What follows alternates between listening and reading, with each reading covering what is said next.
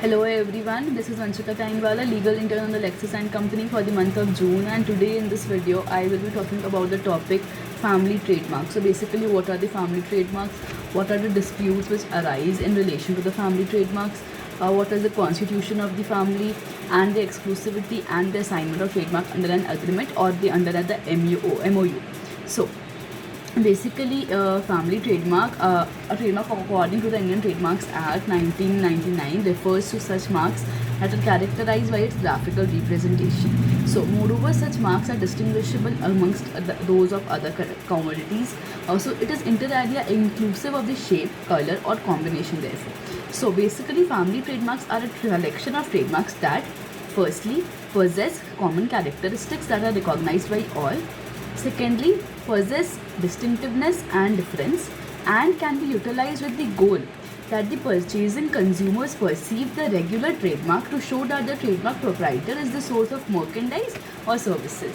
So, there are certain benefits associated with the family trademark, such as each progressive trademark causes the reinforcement of the first or the root brand. Secondly, each progressive trademark is increasingly promptly acknowledged and unique in nature.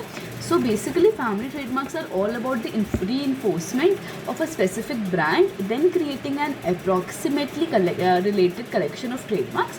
So they can be incredible way of reinforcing and growing brand if the proprietor acquires and utilizes them properly. So now coming on to the disputes arising in relation to the family trademark. So a dispute when an inherited trademarks undergoes division between two or more family members who are separated from each other. So basically, each of these claims to be lawful owner of such a trademark, and hence a conflict breaks out regarding the use of the trademark of such by such family members only. So the fundamental object of the trademark is to preventing the business from its competitor and also preserving the uniqueness of the associated commodity. So in such a situation, the question arises whether such distribution among the family members will result in the dilution of the value of such inherited family trademark. So the courts on various occasions have observed that the family trademarks owning the trademark possess a lawful right to the use of inherited trademark, and no single heir or family, no single heir or the family member possesses an exclusive right to use such mark unless and any contrary appears.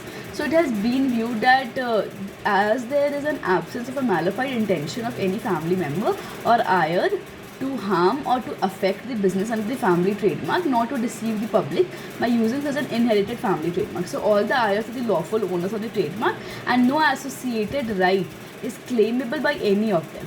So this was the basic concept. So coming on to the constitution of the family, the next obvious question arising in such a situation is the constitution of the family in the cases of inherited trademark.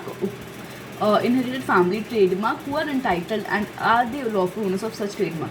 So in the case of Kale and others versus the Deputy Director of Consolidation and others, the court held that the family has to be appreciated in a broader sense so as to include not only the close relations or legal heirs but even the ones who may have some form of antecedent title, a semblance of claim, or even they have spare succession so that the future disputes never arise and the family, instead of fighting inter se and wasting time, money and energy on such fruitless and futile litigation, is capable of devoting its attention to more constructive work in the wider societal interest. So moreover, any dispute occurring due to an inherited family trademark must be regarded as a family dispute rather than a trademark dispute. So now coming on to the exclusivity and the assignment of trademark under the agreement or memorandum of understanding that we call as MOU. So in the year 2006, the Reliance Industries Limited generated waves in India's corporate domains as one of the most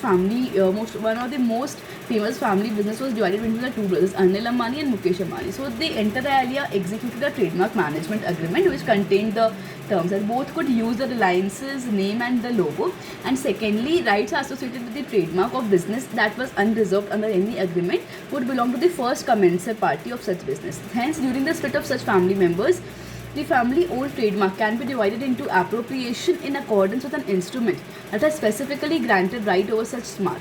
So this preemptive step is a great saver of time, effort and cost. So this was the whole family trademarks. Hope you understood this concept. Thank you for listening. Have a good day.